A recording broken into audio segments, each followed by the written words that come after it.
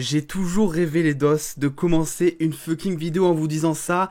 On va parler de Assassin's Creed, bordel! Yo les dos, on m'appelle Steven et aujourd'hui enclenchage direct concernant du coup Assassin's Creed, parce que vous n'êtes pas sans savoir finalement, si vous me suivez sur les réseaux sociaux, que oui, effectivement, une grosse franchise Assassin's Creed va naître sur Netflix. Et on parle pas ici d'une seule série, non, on parle bien d'un univers fucking étendu, ça va être insane. Mais comme d'habitude, on va pas s'arrêter là, hein, on va changer d'époque et on va parler aussi de Stranger Things parce que, encore une fois, comme tous les jours j'ai l'impression, il y a de nouvelles photos de tournage qui ont fuité et donc on va analyser un petit peu ce qu'on voit parce que ça peut nous donner quelques petits indices, ça peut être intéressant. Je vous disais également qu'un troisième Robin allait faire son apparition dans la saison 3 de Titans. On a quelques précisions qui sont rentrées en jeu il y a quelques jours. Et pour finir, on ira voyager du côté de l'Australie où se passera prochainement le tournage de Thor 3 où justement un certain acteur a été aperçu là-bas, ce qui veut dire qu'il y a des choses qui peuvent se préciser. Bref, c'est parti, on en parle.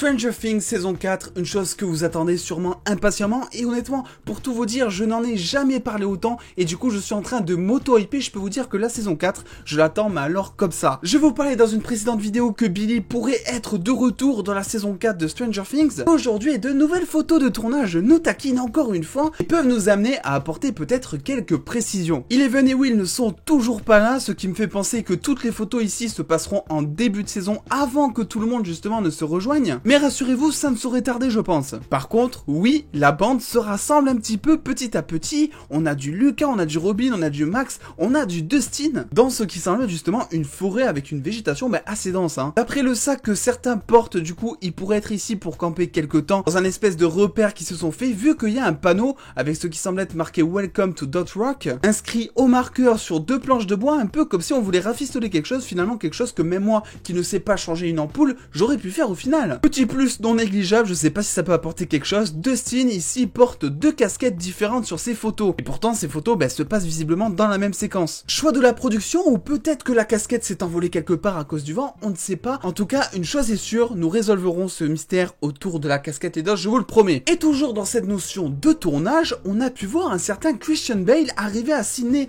en Australie il y a quelques jours pour se préparer du coup au fameux tournage de Thor 4. Ce qui est intéressant, c'est que le tournage de Thor 4 justement est prévu pour débuter à partir de début 2021, voilà, on parle de janvier, on parle de mars 2021, alors comment ça se fait finalement que le mec arrive des mois en avance sur le tournage? Ça peut vouloir dire qu'il doit faire des essais costumes, savoir si des ajustements sont nécessaires, parce que peut-être qu'il s'est un peu trop gavé pendant le confinement aussi, donc il faut réajuster tout ça. Pour rappel, le film Thor Love and Thunder devrait sortir le 11 février 2022 aux US, et sera réalisé par entre autres notre fameux Taika Waititi. Christian Bale ici incarnera le ou un des méchants du film, même s'il est difficile de dire à quel point son personnage sera important pour l'histoire du film pour l'instant. On se tient comme d'habitude au courant, dans tous les cas vous le savez, sur les réseaux sociaux ou même sur cette chaîne. Et avant de passer au plat de résistance, et croyez-moi, mais alors on va se péter le bide, faisons un tour du côté de la saison 3 de Titans, toujours avec des pincettes, puisque rappelez-vous, je vous avais partagé dans une récente vidéo que un nouveau Robin allait faire son apparition dans la saison 3. On parlait notamment d'un Robin qui serait joué par un acteur asiatique d'environ 18 ans, et aujourd'hui, les choses vont peut-être changer, des précisions s'apportent. Et au passage, je vous en ai parlé sur les réseaux sociaux, mais très brièvement,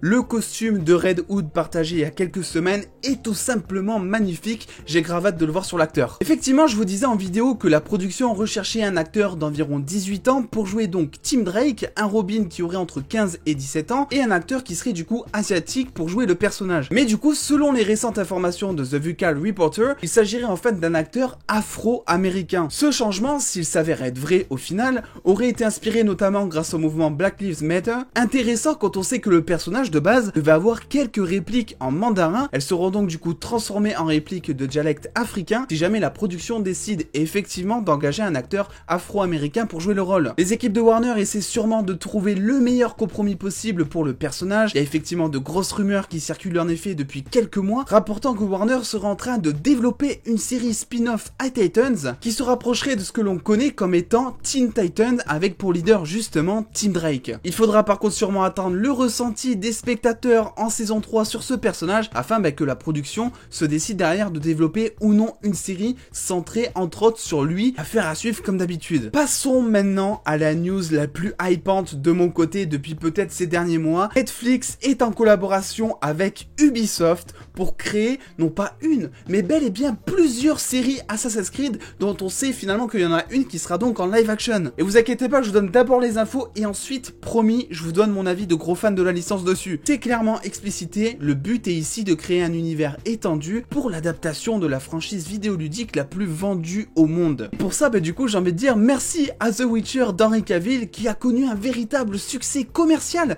mais aussi dans le cœur des fans, ce qui a très certainement convaincu Ubisoft de conclure ce deal avec Netflix. On ne connaît pas encore grand chose sur le projet, mis à part que les studios recherchent un showrunner actuellement, qu'il serait question de bel et bien développer plusieurs séries dont une minimum en live action, donc avec entre guillemets de vrais acteurs, et il y aura aussi d'autres séries, peut-être une, peut-être deux, peut-être trois, en animation. Alors c'est vrai qu'on parle pas vraiment JV sur la chaîne, mais il faut savoir un truc, c'est que Assassin's Creed, c'est vraiment ma franchise préférée de tous les temps, et vraiment depuis un moment maintenant, c'est-à-dire que Assassin's Creed Odyssey, Origins, Valhalla bientôt, que je vais certainement pas acheter je pense, moi les Assassin's Creed qui m'ont vraiment marqué, c'est Assassin's Creed 2, Assassin's Creed 3, Black Flag, je n'arrive plus à parler, c'est beaucoup trop compliqué à prononcer cette licence en entier. Je vous cache pas que j'ai entièrement confiance justement envers Netflix, envers Ubisoft pour nous pondre quelque chose de vraiment très remarquable, parce que c'est vrai que finalement les fans de The Witcher avaient grave peur, et ça se comprend finalement, parce que bon, les adaptations de jeux vidéo c'est jamais trop ça, on a eu d'ailleurs un film adapté de Assassin's Creed qui est sorti je crois il y a maintenant quelques années, peut-être voire 5-6 ans, quelque chose comme ça, avec notamment Michael Fassbender dedans, et le film, je suis désolé, je vous dis ça en tant que fan d'Assassin's Creed, même s'il y avait quelques libertés de prise pour le film, même si c'était vraiment très adapté,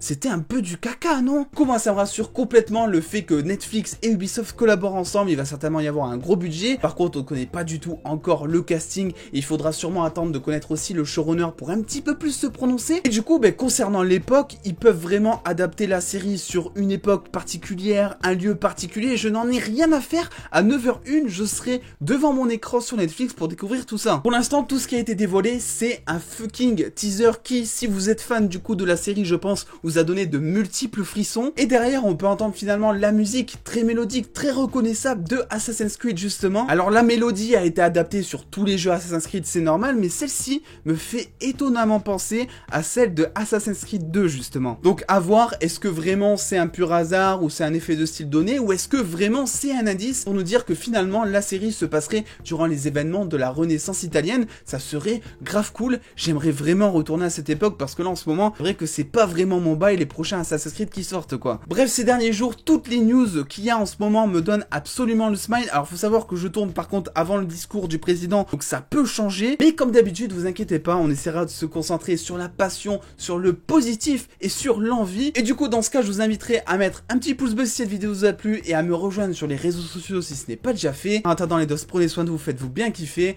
Des bisous les dos.